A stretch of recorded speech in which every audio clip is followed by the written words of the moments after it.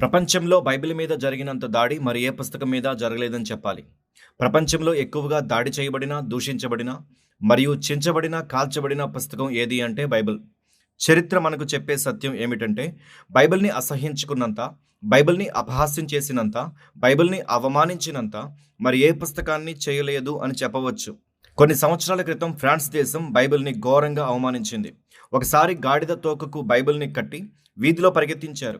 ఆ గాడిద బైబిల్‌ని రోడ్డు మీద ఈడ్చుకుంటూ వెళుతుంటే అందరూ దాన్ని ఒక వేడుకలాగా చూశారు.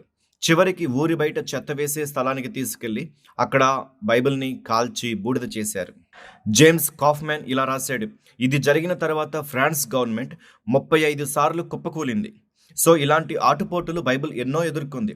4000 సంవత్సరముల చరిత్ర కలిగిన బైబిల్ మీద ఈ విధంగా పోరాటం చేసిన వారు చాలా మంది ఉన్నారు. సో ఈ ఎపిసోడ్లో బైబిల్ మీద పోరాడిన వారు ఎవరో మనం చూడబోతున్నాం. అలానే మరొక వైపు ఈ బైబిల్ కొరకు పోరాడిన వారిని కూడా మనం చూస్తాం. అంటే బైబిల్ మీద దాడి జరుగుతున్నప్పుడు బైబిల్ని కాపాడటానికి, భద్రపరచడానికి, రహస్య ప్రదేశాల్లో దాచిపెట్టడానికి, వేరే భాషల్లోకి తర్జుమా చేయడానికి అనేక మంది హింసించబడ్డారు, కుటుంబాలను విడిచిపెట్టారు, మరికొందరైతే ప్రాణాలను సైతం పోగొట్టుకున్నారు.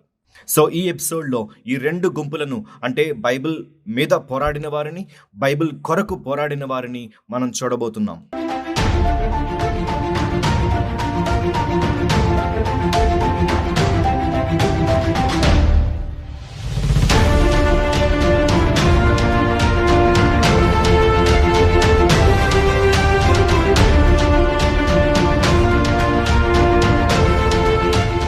బైబిల్‌కి సంబంధించిన ఈ 10 అంశాలు ఇప్పటి వరకు మనం చూసాం. మీరు వాటిలో వేటినైనా చూడనట్లయితే దయచేసి మొదటిగా వాటిని వీక్షించాల్సిందిగా మనవి చేస్తున్నాను. ఈరోజు మనం ధ్యానించబోయే అంశం ఏమిటంటే బైబిల్ నాశనము కానిది, ఇండిస్ట్రక్టిబుల్ బైబిల్. బైబిల్ నశించనిది, ఇండిస్ట్రక్టిబుల్ బైబిల్. బైబిల్ రాయబడుతున్న కాలంలోనే ఇర్మియా ప్రవక్త సమయంలో యూదా రాజైన యెహోయాకీము దేవుని గ్రంథాన్ని, అనగా ఇర్మియా రాసిన పుస్తకాన్ని చాకుతో కోసి అగ్నిలో పడవేశాడు. అది పూర్తిగా కాలిపోయింది. ఇది బైబిల్ మీద జరిగిన మొట్టమొదటి దాడిగా మనం చెప్పుకోవచ్చు. ఇక అప్పుడు ప్రారంభమైన దాడి ఇప్పటి వరకు కొనసాగుతుందనే చెప్పాలి. బైబిల్ మీద జరిగిన దాడిని 4 దశలుగా, 4 ఫేజెస్గా మనం చూడబోతున్నాం. ఈ మొదటి దశలో మనం చూడబోయేది ఏమిటంటే అన్య దేవతలను పూజించేటువంటి రాజులు, చక్రవర్తులు, గవర్నర్లు బైబిల్ మీద ఎలా దాడి చేశారో మనం చూడబోతున్నాం. మొదటిగా క్రీస్తుపూర్వం 168లో యాంటియోకస్ ఎపిఫనెస్ అనే రాజు బైబిల్ మీద దాడి చేశాడు. చరిత్రకారుడైన జోసెఫస్ ఏమని రాశాడంటే, ఈ రాజు బైబిల్ని తగలబెట్టమని ఆదేశించిన వెంటనే అనేక మంది సైనికులు యూదుల దేవాలయంలోనికి ప్రవేశించి అనేక పవిత్ర గ్రంథాలను చించి కాల్చివేశారు. ఇంతగా బైబిల్ మీద దాడి జరిగినప్పటికీ ఆ రాజు బైబిల్ని అంతమొందించలేకపోయాడు. ఎందుకంటే అలాంటి క్లిష్ట పరిస్థితులలో యూదులలో కొంతమంది ఈ పరిశుద్ధ గ్రంథం యొక్క నకళ్లను ఎవరికంటా పడకుండా రహస్య ప్రాంతాలలో భద్రపరిచారు. వీరు బైబిల్ కొరకు పోరాడిన గుంపు అని మనం చెప్పవచ్చు. ఆ తరువాత క్రీస్తు శకం 303లో రోమా చక్రవర్తిగా ఉన్న డయోక్లీషియన్ అనే రాజు బైబిల్ మీద అత్యంత కిరాతకంగా దాడి చేశాడు. అతను ఇచ్చిన ఆజ్ఞ ఏమిటంటే బైబిల్ని కాల్చి బూడిద చేయండి. ఏ ఇంటిలో బైబిల్ దొరుకుతుందో ఆ ఇంటిని సైతం కాల్చేయండి. ఎవరైతే బైబిల్ని దాచిపెడతారో వారిని హింసించి చంపేయండి. ఇది ఆయన చేసిన శాసనం. రాజు ఆజ్ఞ మేర అధికారులందరూ 2 సంవత్సరాలు దేశమంతా జల్లిడబట్టి అనేక బైబిళ్లను, ఆ రోజుల్లో ప్రింటింగ్ మెషిన్, అచ్చు యంత్రం అందుబాటులో లేదు, చేతి రాతతో రాయబడిన అనేక బైబిళ్లను అగ్నికి ఆహుతి చేశారు. అగ్నిలో అలా విసిరేశారు. సంఘ చరిత్రకారుడు, చర్చ్ హిస్టోరియన్ యుసేబియస్ ఇలా రాశారు, మేము మా కళ్ళతో చూసాం. 4 రోడ్ల కూడళ్లలో, అంటే జంక్షన్స్లో మంటలు వేసి బైబిల్ని ఆ మంటల్లోకి విసిరేశారు. కొన్ని వందల బైబిళ్లు అగ్నికి ఆహుతి అయిపోయాయి. కొందరు భయపడి వారి దగ్గర ఉన్న బైబిల్స్ తీసుకొచ్చి అధికారులకు అప్పగించారు. ఎందుకంటే బైబిల్ని దాచిపెట్టారు అని తెలిస్తే హింసిస్తారు, చంపేస్తారు కూడా. కానీ కొంతమంది క్రైస్తవులు ఆ బెదిరింపులకు భయపడలేదు, హింసలకు తలగ్గలేదు. అధికారులు ఎంత హింసించినా బైబిల్స్ ఎక్కడ ఉన్నాయో వారు చెప్పలేదు. రోమన్ ప్రావిన్స్లో ఒక చర్చి ఉంది. దానికి తిమోతి అనే వ్యక్తి డీకన్గా, పరిచారకుడిగా ఉన్నాడు. ఇతన్ని అరెస్ట్ చేసి ఆ ప్రాంతానికి గవర్నర్గా ఉన్న ఏరియేనస్ దగ్గరికి తీసుకెళ్లారు. ఆ గవర్నర్ ఇలా అడిగాడు, తిమోతి, మీ సంఘంలో ఉన్నటువంటి పరిశుద్ధ లేఖనాలు నీ ఆధీనంలో ఉంటాయని, నీవు వాటిని భద్రపరుస్తావని నాకు తెలుసు. నీవు వాటిని నాకు అప్పగించు, నేను వాటిని కాల్చివేయాలి అన్నాడు. అప్పుడు తిమోతి అన్నాడు, నా కడుపున పుట్టిన పిల్లలనైనా కాల్చడానికి ఇస్తాను కానీ పరిశుద్ధ లేఖనాలను మాత్రం ఇవ్వను, ఇచ్చేది లేదు అని తెగేసి చెప్పాడు. ఆ మాట వినగానే గవర్నర్కి చాలా కోపం వచ్చింది. వెంటనే సైనికులు ఇతని 2 కళ్ళను ఇనుప రాడ్లతో పొడిచివేశారు. ఆ తరువాత అతన్ని, అతని భార్య మౌరాను పక్కపక్కనే పెట్టి సిలువ వేసి చంపారు.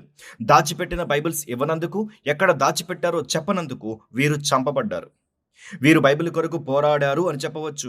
ఆ పోరాటంలో ప్రాణాలనైనా పోగొట్టుకున్నారు గాని బైబిల్‌ని మాత్రం పోగొట్టుకోలేదు. బైబిల్‌ని భద్రపరిచారు. ఈ డయోక్లిషియన్ అనే రాజు ఏ స్థలంలో అయితే చెట్టు చివర దొరికిన బైబిల్‌ని కాల్చారో అక్కడ ఒక మాన్యుమెంట్, స్మారక చిహ్నాన్ని కూడా కట్టించాడు.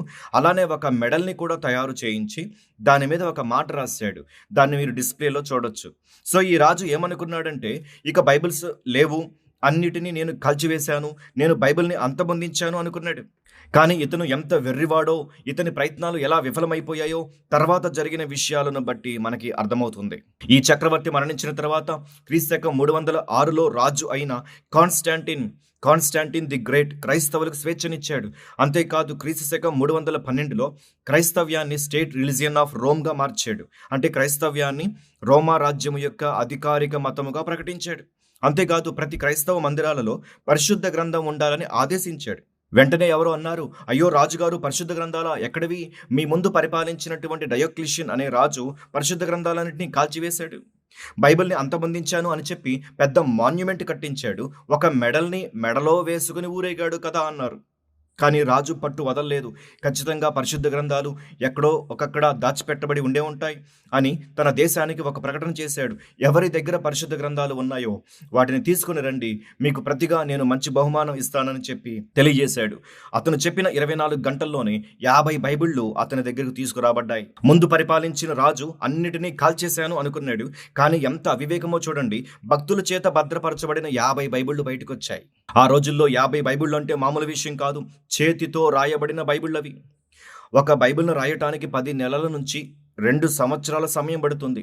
ఒక వ్యక్తి 1 సంవత్సరం అంతా సంపాదించిన జీతాన్ని వెచ్చిస్తే ఒక బైబిల్ సిద్ధమవుతుంది. మరి అంత విలువైన 50 బైబిళ్ళు దొరికాయి అంటే అది సామాన్యమైన విషయం కాదు. అంతేకాదు ఆ రోమా చక్రవర్తి జారీ చేసిన మరొక ఆజ్ఞ ఏమిటంటే ప్రభుత్వ ఖజానాలో ఉన్న సొమ్మును వాడి వీలైనంత త్వరగా మరొక 50 బైబిళ్లను సిద్ధపరచండి అని ఆదేశించాడు. ఎంత ఆశ్చర్యమో చూడండి. ఏ ప్రభుత్వం అయితే బైబిల్ను నాశనం చేసిందో ఇప్పుడు అదే ప్రభుత్వం యొక్క ఖజానాలో నుండి సొమ్మును వాడి మరికొన్ని బైబిళ్లను తయారు చేస్తున్నారు. ఇది దేవుడు చేసిన గొప్ప కార్యం అని మనం గ్రహించాలి. తర్వాత క్రీస్తు శకం 355 నుంచి 363 వరకు రోమన్ జనరల్గా పనిచేసినటువంటి జూలియన్ అనే వ్యక్తి బైబిల్ పట్ల తన శత్రుత్వాన్ని బహిరంగంగా ప్రకటించాడు. అంతేకాదు ఆయన ఒక పుస్తకం రాశాడు, రెఫ్యుటేషన్ ఆఫ్ ది క్రిస్టియన్ రిలీజియన్, క్రైస్తవ మతం యొక్క తిరస్కరణ అనే పుస్తకాన్ని రాసి ఏమన్నాడంటే, నేను రాసిన ఈ పుస్తకం బైబిల్ని నాశనం చేసేస్తుంది, నా పుస్తకం ఇక బైబిల్ని ఉనికిలో లేకుండా చేస్తుంది అని చెప్పాడు. ఒకసారి మీరే ఆలోచించండి, ఇది నిజంగా జరిగిందా? మీలో ఎవరైనా ఆ పుస్తకం చదివారా? ఎప్పుడైనా కొన్నారా? అసలు ఆ పుస్తకం గురించి మీరు విన్నారా? ఏమైంది ఆ పుస్తకం? మీరే ఆలోచించండి. నేనంటాను, ఆయన రాసిన పుస్తకం దిక్కు లేకుండా పోయింది. కానీ బైబిల్ మాత్రం దిక్కులా వ్యాపిస్తూ ప్రపంచంలో లక్షల కోట్ల మంది చేతుల్లో ఈరోజు చెక్కు చెదరకుండా ఉంది బైబిల్. ఈ విధంగా అనేక మంది రాజులు, చక్రవర్తులు, గవర్నర్లు బైబిల్ను నాశనం చేయడానికి నడుం బిగించారు. కానీ వారి వల్ల కాలేదు. ఎందుకు వీరంతా బైబిల్ని మట్టిపెట్టలేకపోయారో తెలుసా?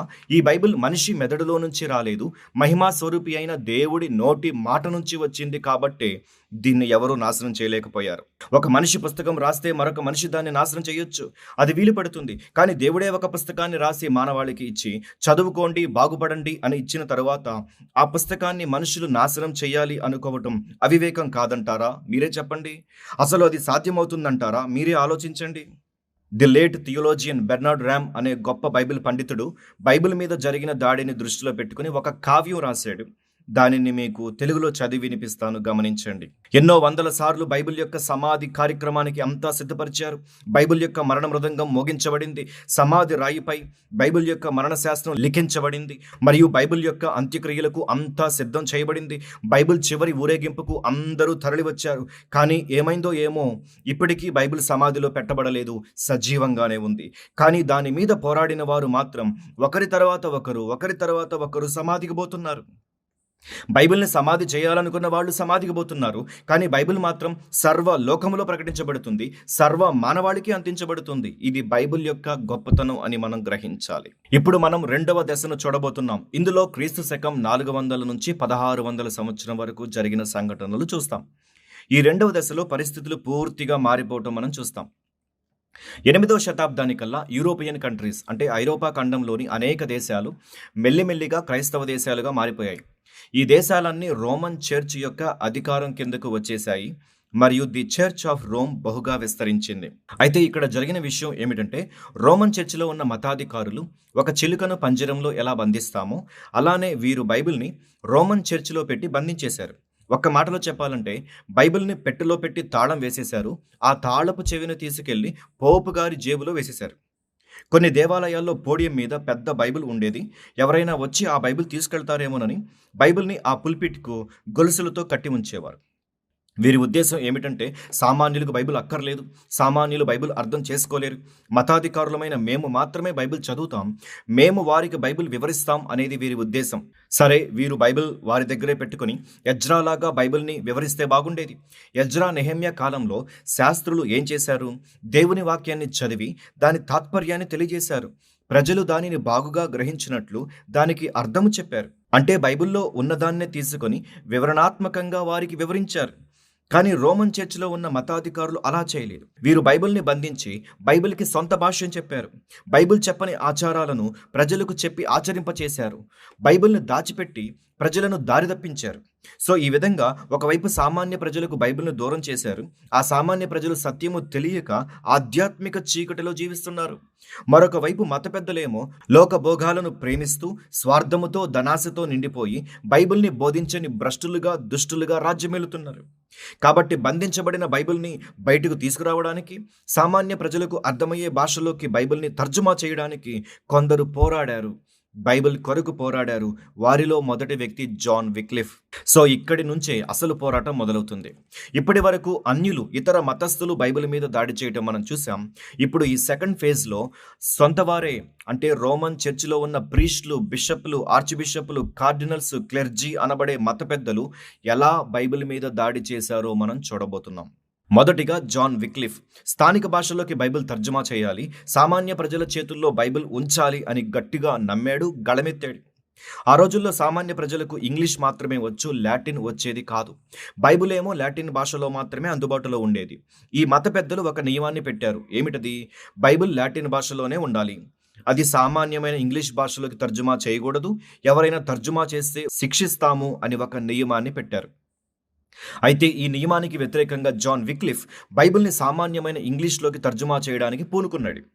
ఇక పని ప్రారంభించాడు. విక్లిఫ్ బైబిల్ని తర్జుమా చేస్తున్నాడు అనే విషయం మతాధికారులకు తెలిసి బెదిరించారు, భయపెట్టారు. కానీ విక్లిఫ్ బెదరలేదు, భయపడలేదు. తర్జుమా చేస్తున్న కారణంగా విక్లిఫ్ దేశ బహిష్కరణకు గురయ్యాడు. అయినప్పటికీ పట్టు వదలకుండా కొంతమంది పండితుల సహాయంతో బైబిల్ని ఇంగ్లీష్ భాషలోకి తర్జుమా చేసి ముగించాడు. ఒక విషయం గమనించాలి. తర్జుమా పూర్తయినప్పటికీ కాపీస్ని సిద్ధపరచడానికి చాలా సమయం పట్టేది.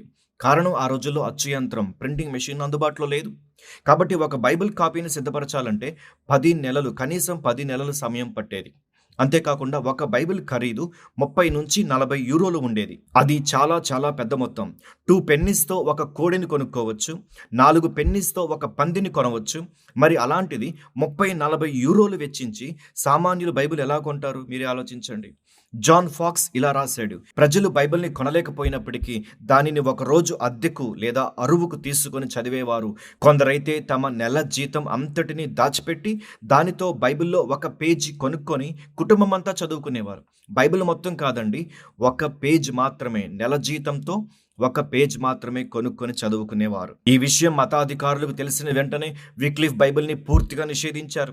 అంటే దాన్ని ఎవరు చదవకూడదు, వాడకూడదు అని నిషేధించారు. అంతేకాదు 1408లో పార్లమెంట్లో ఒక బిల్ని కూడా పాస్ చేశారు. ఆ బిల్ సారాంశం ఏమిటంటే, ఎవరైతే బైబిల్ని చదువుతారో వారు తమ పొలాన్ని, పశువులను, ప్రాణాన్ని శాశ్వతంగా కోల్పోతారు. ఇది రాజుకు, రాజ్యానికి వ్యతిరేకమైనటువంటి చర్య అని పేర్కొన్నారు. అయినప్పటికీ ప్రజలు బైబిల్ చదువుతున్నారు. మతాధికారులు, బిషప్‌లు ప్రజల దగ్గర నుంచి బైబిల్ లాక్కున్నారు, చించేశారు, కాల్చి బూడిద చేశారు. కొంతమందిని కొయ్యకు కట్టి కాల్చి చంపారు. బైబిల్ చదువుతున్నందుకు, బైబిల్ కలిగి ఉన్నందుకు వారు చంపబడ్డారు. చూడండి, ఆ రోజుల్లో బైబిల్ చదివితే మీ జీవితానికి సంబంధించినదంతా జప్తు చేస్తాము అని చెప్పినా వారు బైబిల్ చదివారు. కానీ ఈ రోజుల్లో అయ్యా బైబిల్ చదవండి, మీ జీవితాలు బాగుపడతాయి, మీ కుటుంబాలు కట్టబడతాయి అని చెప్పినా సరే బైబిల్ చదవని క్రైస్తవులు మన సంఘాల్లో ఉన్నారు అన్నది వాస్తవం. చాలామంది క్రైస్తవులు బైబిల్ చదవటం లేదు. అయ్యో, వారికి మనకి ఎంత తేడా! వారి చేతుల్లో బైబిల్ లేకపోయినప్పటికీ వారు బైబిల్‌కి ఎంత దగ్గరగా ఉన్నారు. మన చేతుల్లో బైబిల్ ఉన్నప్పటికీ మనం బైబిల్‌కి ఎంత దూరం వెళ్ళిపోయాం ఆలోచించండి ఒకసారి. ఈ విధంగా రోమన్ చర్చి వారే వందల సంఖ్యలో బైబిల్‌ను తగలబెట్టారు. బైబిల్ మీద పోరాటానికి తెరలేపారు. అలాంటి సమయంలో ముందుకు వచ్చిన రెండవ వ్యక్తి విలియం టిండేల్. బైబిల్‌ని సామాన్య ప్రజలు అర్థం చేసుకునే భాషలోకి తర్జుమా చేయాలని నిర్ణయించుకున్నాడు. టిండేల్ బైబిల్‌ని బాగా ఎరిగిన వ్యక్తి. ఈ మత పెద్దలకు బైబిల్ మీద ఏమంత అవగాహన ఉండేది కాదు. ఒకరోజు విలియం టిండేల్ ఒక పొలానికి దగ్గరలో ఉన్నప్పుడు జాన్ టిసెన్ అనే మత పెద్ద టిండేల్‌ని కలవడానికి వచ్చాడు. ఆ సమయంలో వారిద్దరి మధ్య బైబిల్‌కి సంబంధించిన, బైబిల్ తర్జుమాకి సంబంధించిన కొంత వేడివేడి చర్చ, వాదోపవాదాలు జరిగాయి. విలియం టిండేల్ ఈ జాన్ టిసెన్‌తో వాదిస్తూ ఇలా అన్నాడు: ఒకవేళ దేవుడు నా ఆయుష్‌ను పొడిగిస్తే ఆ నాగలి మీద పనిచేసే పిల్లవాడు నీకు మించిన లేఖనముల జ్ఞానము సంపాదించుకునేలా చేయడానికి నాకు ఎక్కువ సమయం పట్టదు, గుర్తుంచుకో అని సవాలు విసిరాడు. నిజంగానే దాన్ని చేసి చూపించాడు. ఇంగ్లాండ్‌లో పరిస్థితులు సహకరించకపోవడంతో జర్మనీ వెళ్లి అక్కడ క్రొత్త నిబంధనను ఇంగ్లీష్‌లోకి తర్జుమా చేసి ముగించాడు. టిండేల్ 1524లో గ్రీకు భాష నుంచి, ఆదిమ గ్రీకు భాష నుంచి మొట్టమొదటిసారిగా ఇంగ్లీష్‌లోకి నూతన నిబంధన బైబిల్ తర్జుమా చేసి ముగిస్తాడు. 1524లో ఐరోపాలో ప్రింట్ చేయబడి దొంగచాటుగా ఇంగ్లాండ్‌లోకి ఇంగ్లీష్ బైబిళ్లు వేల కొలదిగా వచ్చి పడతాయి. మత పెద్దలు ఒక్కసారిగా ఉలిక్కి పడతారు. ఇన్ని బైబిళ్లు ఎక్కడి నుంచి వస్తున్నాయని ఆశ్చర్యపోతారు. వెంటనే బైబిళ్లను కాల్చడానికి కంకణం కడతారు. వేల బైబిళ్లను కాల్చివేస్తారు. ఒక అంచనా ప్రకారం 1525 నుంచి 1528 వరకు 18,000 బైబిళ్లు ప్రింట్ చేయబడ్డాయి. కానీ అందులో కేవలం 2 మాత్రమే మిగిలి ఉన్నాయి. బైబిల్‌ని కాల్చుతుంది ఎవరు? బైబిల్‌ని కాల్చివేస్తుంది ఎవరు? మత పెద్దలే. రోమన్ చర్చిలో ఉన్న బిషప్‌లు, ఆర్చ్ బిషప్‌లే బైబిల్‌ని కాల్చి బూడిద చేస్తున్నారు.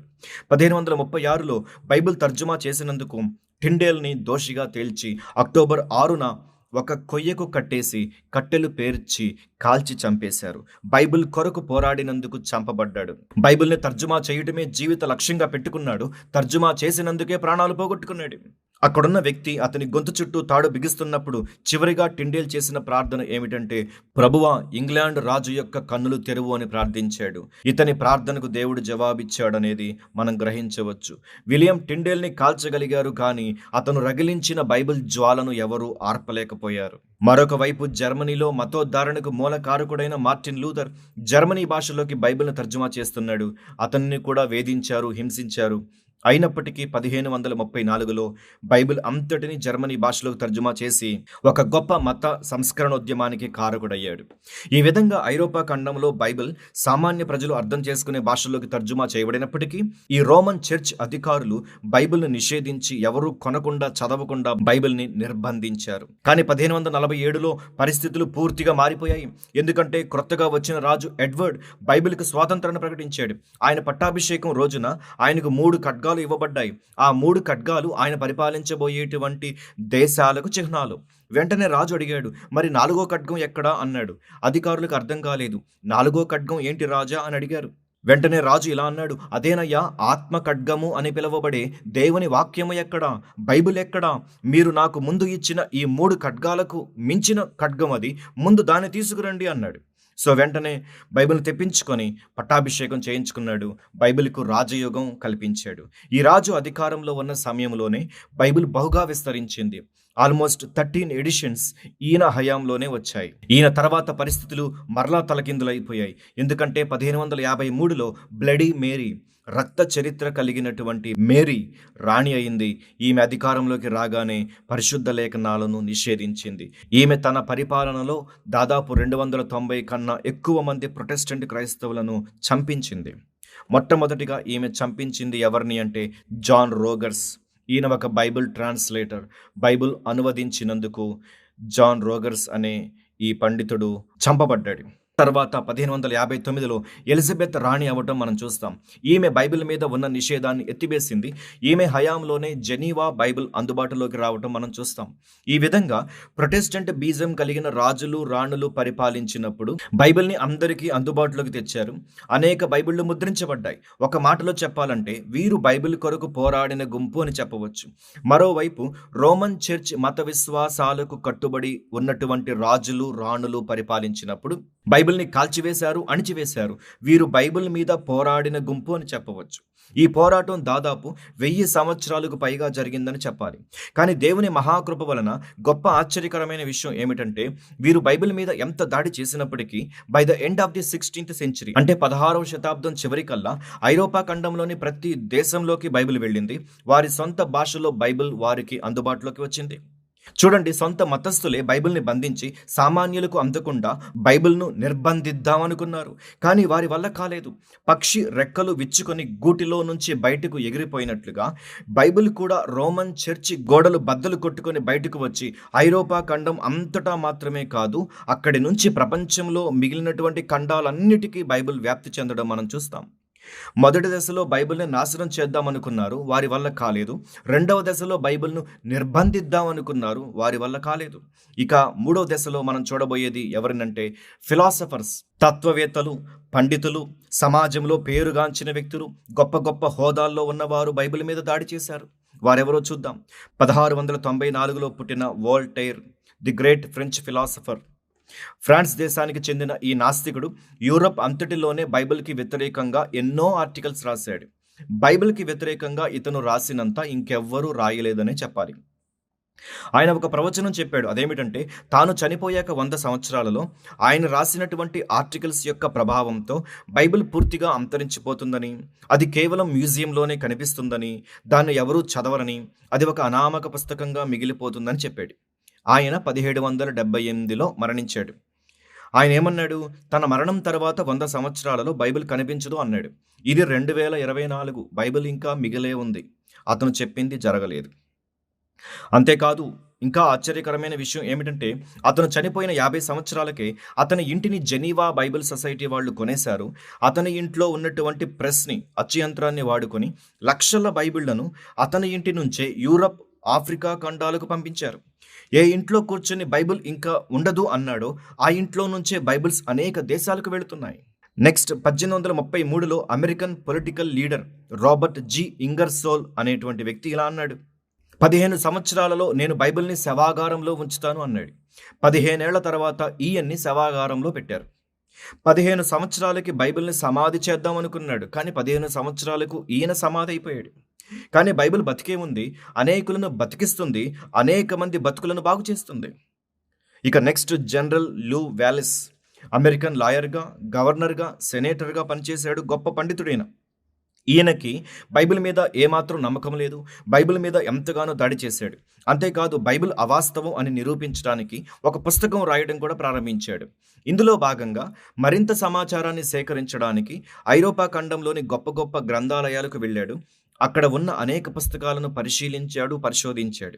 ఈయన తన పుస్తకంలో 2వ అధ్యాయం రాసే సమయానికల్లా తన పరిశోధన ద్వారా తనకు అర్థమైన విషయం ఏమిటంటే యేసు క్రీస్తు నిజమైన దేవుడని, బైబిల్ సత్య గ్రంథమని, బైబిల్ దేవుడి మాటలతో నిండి ఉన్న పుస్తకమని గ్రహించాడు. సో తాను రాయదలుచుకున్నటువంటి పుస్తకాన్ని పక్కన పడేశాడు. 1880లో తన పరిశోధనల ఆధారంగా ఒక క్రైస్తవ నవల రాశాడు. దాని పేరు బెన్హర్. ఆ నవలను ఆధారం చేసుకొని 1953లో బెన్హర్ అనే మూవీ కూడా తీశారు. ఈ విధంగా గొప్ప గొప్ప ఫిలాసఫర్స్ అంటే పండితులు బైబిల్ మీద దాడి చేయడం మనం చూస్తాం. వారి ఉద్దేశం ఏమిటంటే బైబిల్ని నిర్వీర్యం చేయాలి, అంటే దాన్ని బలహీనపరచాలి, అది అవాస్తవమని, అసత్యమని, సత్తా లేని, సారం లేని పుస్తకం అని నిరూపించాలనుకున్నారు. కానీ వారు నిరూపించలేకపోయారు. సో మొదటి దశలో ఏం చూసాం? నాశనం చేయాలనుకున్నారు, వారి వల్ల కాలేదు. రెండవ దశలో ఏం చూసాం? నిర్బంధం చేయాలనుకున్నారు, వారి వల్ల కాలేదు. మూడవ దశలో నిర్వీర్యం చేయాలనుకున్నారు, కానీ వారి వల్ల కాలేదు. ఇక 4వ దశలో మనం చూడబోయేది ఏమిటంటే కొన్ని దేశాలు బైబిల్ని నిషేధించాలనుకున్నారు, కానీ నిషేధించలేకపోయారు. మా దేశంలో బైబిల్ నిషేధం, ఎవరైనా మా దేశంలోనికి బైబిల్ తీసుకువస్తే వాటిని కాల్చేస్తాం, తెచ్చిన వారిని చంపేస్తామని బెదిరించారు. ప్రపంచంలో కొన్ని దేశాలలోనికి మీరు తీసుకెళ్లగలిగిన అత్యంత ప్రమాదకరమైన వస్తువు ఏమిటంటే బైబిల్. బైబిల్ మీద అత్యంత కఠినమైన నిషేధం విధించిన దేశాల జాబితాలో మొదటి 4 ఏమిటో చెప్తాను వినండి. North Korea, Afghanistan, Somalia, Iran. ఈ దేశంలో ఎవరైనా బైబిల్ కలిగి ఉన్నా, బైబిల్ చదువుతున్నా లేదా బైబిల్స్ని ఇతరులకు పంచిపెడుతున్నా వారిని కఠినంగా శిక్షిస్తారు, కొన్నిసార్లు చంపేస్తారు కూడా.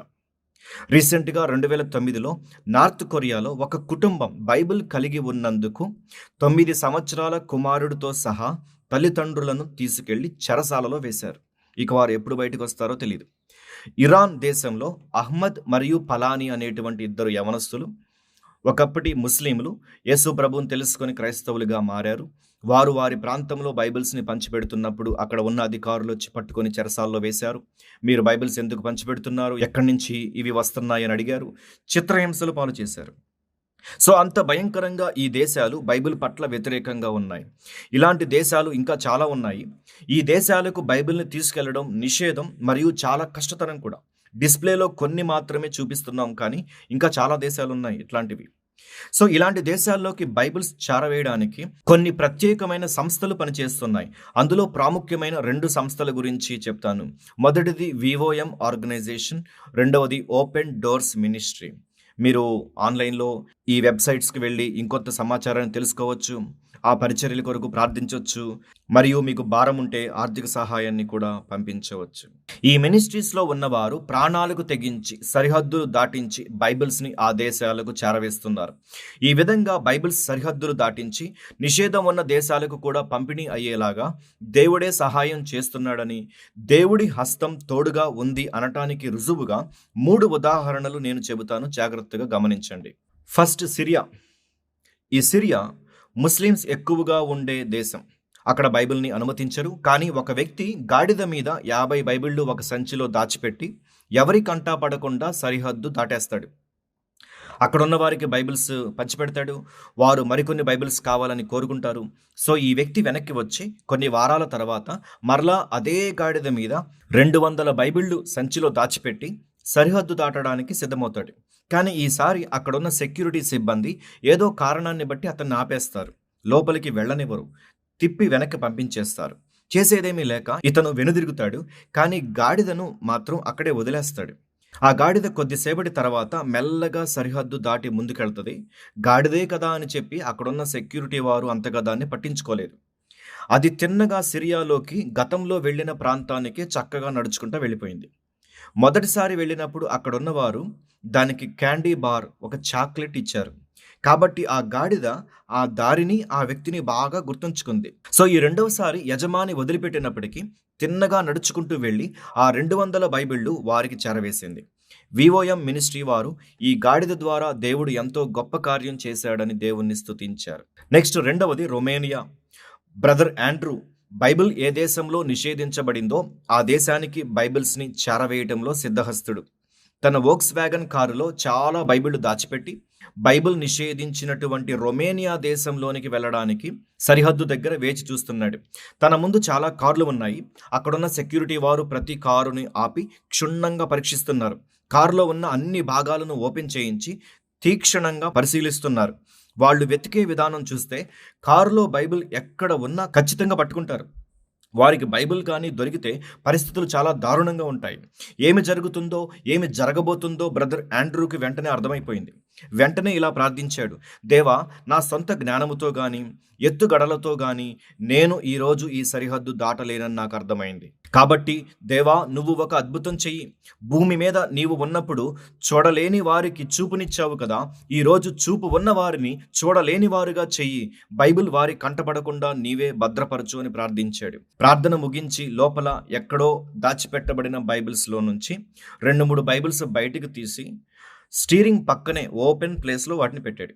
సెక్యూరిటీ వాళ్ళు ఆపినప్పుడు ఆండ్రూ తన పాస్పోర్ట్ని చూపించాడు. వారు ఆ పాస్పోర్ట్ని తీక్షణంగా చూశారు, వెళ్ళిపోమ్మని చెయ్యూపారు. బైబిల్ అక్కడే ఉంది, అందరికీ కనిపించేటట్లుగా ఉంది, కానీ వారు చూడలేకపోయారు. ఆండ్రూ ముందుకు వెళ్ళిపోయిన తర్వాత రేర్ మిర్రర్లో వెనక కారుని ఎలా చెక్ చేస్తున్నారో చూశాడు. ఆ కారు డ్రైవర్ని దించి కారంతటిని చెక్ చేశారు. ముందు కారుని చెక్ చేశారు, వెనక కారుని చెక్ చేశారు, కానీ ఇతని కారుని చెక్ చేయలేదు. ఎందుకంటే దేవుడు ఆ దేశానికి బైబిల్స్ని చేరవేయదలుచుకున్నాడు కాబట్టి ఎవరూ దానిని ఆపలేకపోయారు. మూడవది నార్త్ కొరియా. రాబర్ట్ థామస్ అనేటువంటి ఒక మిషనరీ చైనాలో దేవుని పరిచర్య చేస్తున్నాడు. నార్త్ కొరియాకి బైబిల్ అందించాలి అని ఆ దేశానికి వెళ్ళే షిప్ ఎక్కాడు. నార్త్ కొరియా సమీపించినప్పుడు అక్కడ ఉన్నటువంటి సైనికులు ఈ షిప్ మీద కొన్ని కారణాలను బట్టి దాడి చేశారు. షిప్లో ఉన్న వాళ్ళందరూ నీళ్లలో దూకి పారిపోతున్నారు. అనేక మంది అప్పటికే చంపబడ్డారు. ఈ థామస్ మీదకి కూడా ఒక సైనికుడు వచ్చాడు. ఇక చనిపోతున్నాను అనే విషయం అర్థమైన తరువాత గట్టిగా జీసస్ జీసస్ అని అరిచి అతని చేతిలో ఉన్న బైబిల్ని ఎత్తి పట్టుకున్నాడు. కానీ ఆ సైనికుడు అప్పటికే బలమైన రాడ్డుతో అతని తల మీద గట్టిగా కొడితే అక్కడికక్కడే పడి చచ్చిపోయాడు. థామస్ చేతిలో ఉన్న బైబిల్ అప్పటికే పూర్తిగా తడిచిపోయింది. ఆ సైనికుడు రాబర్ట్ చేతిలో ఆయుధం లేకపోవటం చూసి అరే అనవసరంగా చంపాననుకున్నాడు. సరే ఇతని చేతిలో ఏదో పుస్తకం బాగుంది కదా అని చెప్పి ఇంటికి తీసుకెళ్ళాడు. ఈ రాబర్ట్ థామస్ అనే వ్యక్తి చనిపోయాడు, కానీ బైబిల్ని మాత్రం ఆ గడ్డ మీదకు పంపగలిగాడు. ఈ సైనికుడు బైబిల్లో ఉన్న పేజీలన్నీ విడదీసి తన ఇంటి చుట్టూ ఉన్న గోడ మీద అంటించుకున్నాడు. బాగుంది కదా అని అలా చేశాడు. అది చైనా భాషలో ఉంది కాబట్టి అదేంటో అతనికి తెలియదు. కానీ ఆ ప్రాంతంలో చైనా భాష వచ్చిన కొంతమంది పండితులు అటుగా వస్తున్నప్పుడు దాన్ని గమనించి చదవటం ప్రారంభించారు. వారిలో ఒక పండితుడు అది దేవుని వాక్యమని గ్రహించి తన పాపాన్ని ఒప్పుకుని యేసు ప్రభువును అంగీకరించి రక్షించబడ్డాడు. మరొక వ్యక్తి ఆ బైబిల్ని కొరియా భాషలకు తర్జుమా కూడా చేశాడు. బైబిల్ దేవుడి పుస్తకం, బైబిల్లో దేవుడి శక్తి దాగి ఉంది అనడానికి ఇదొక నిదర్శనం. ఎవరూ వారికి బైబిల్ని వివరించలేదు, కానీ బైబిల్లో ఉన్న శక్తి వారిని తాకింది. అది దేవుని శక్తి. ఈ 3 సంఘటనలు విన్న తర్వాత మీకేమర్థమైంది? మనుషులు బైబిల్స్ని సరిహద్దు దాటించలేకపోయినప్పటికీ, వారు విఫలమైనప్పటికీ దేవుడు అద్భుతం చేసి ఆ దేశాలకు బైబిల్స్ని చేరవేశాడు. ఎందుకంటే ఇది ఆయన పుస్తకం, అందుకే దీని వెనక ఆయన అద్భుతంగా పనిచేస్తున్నాడు. గుర్తుంచుకోండి, దేవుడు ఈ పుస్తకం వెనక లేకపోతే ఈ పుస్తకం ఎప్పుడో నశించిపోయేది. ఈ పుస్తకాన్ని ఎప్పుడో నాశనం చేసేవారు. ఒక ఫ్రెంచ్ చక్రవర్తి బైబిల్ని నాశనం చేయాలి అని ఆదేశించాడు. వెంటనే ఆయన మంత్రివర్గంలోని ఒక అధికారి మరియు సైన్యాధిపతి చక్రవర్తితో ఇలా అన్నారు: ఓ రాజా, ఈ బైబిల్ మీద ఎన్నో సుత్తి దెబ్బలు పడ్డాయి. చాలా సుత్తులు అరిగిపోయాయి, కొన్ని సుత్తులు విరిగిపోయాయి, మిగిలినవన్నీ మూలన పెట్టబడ్డాయి. కానీ బైబిల్ మాత్రం చెక్కు చెదరలేదు రాజా. రాజా, ఇది దేవుని చేత రాయబడిన పుస్తకం కాకపోతే ఈ పాటికి మనుషులు ఎప్పుడో దాన్ని నాశనం చేసి ఉండేవారు.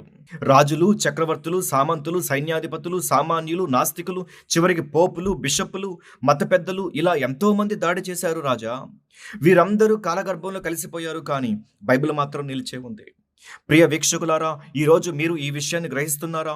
బైబిల్ దేవుని చేత రాయబడిన పుస్తకం కాకపోతే మనుషులు ఎప్పుడో దాన్ని నాశనం చేసి ఉండేవారు. బైబిల్లో ఇలా రాయబడి ఉంది: ఆకాశము భూమి గతించును గాని నా మాటలు మాత్రము గతింపవు. అంటే దేవుని మాటలు గతించవు.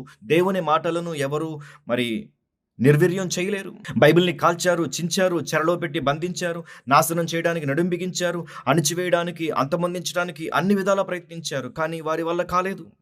ఒక విషయం గుర్తుంచుకోండి, బైబిల్ వెలిగే పుస్తకం, అందుకే దాన్ని ఎవరూ ఆర్పలేరు.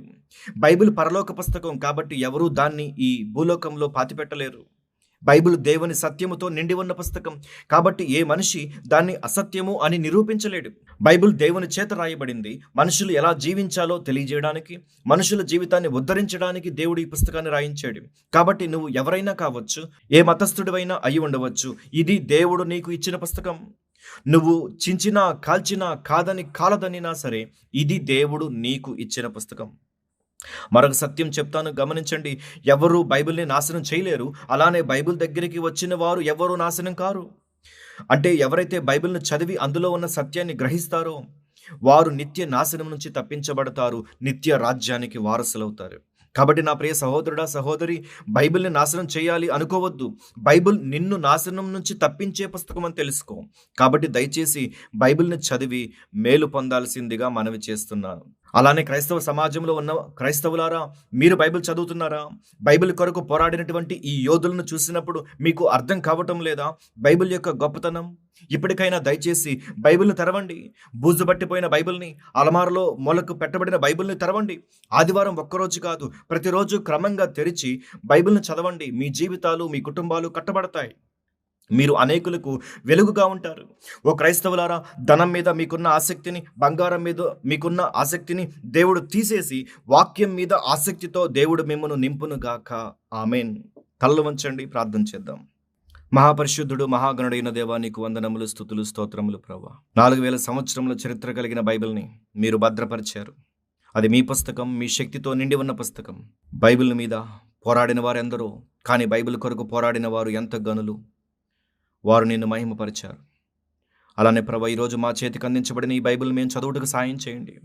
ఇంకా ఈ బైబిల్ మీద పోరాడుతున్న వారు దాన్ని పక్కన పెట్టి బైబిల్ని వెంబడించేవారిగా వారు మారు మనసు పొందుటకు, రక్షణ పొందుటకు మీరు సహాయం చేయమని అడుగుతున్నాం.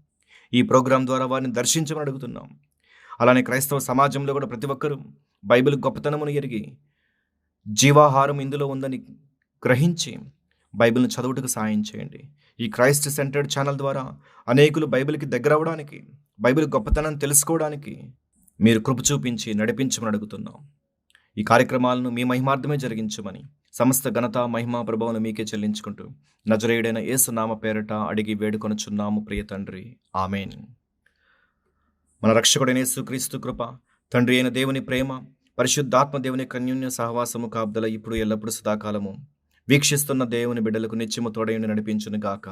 ఆమేన్. Thank you. God bless you.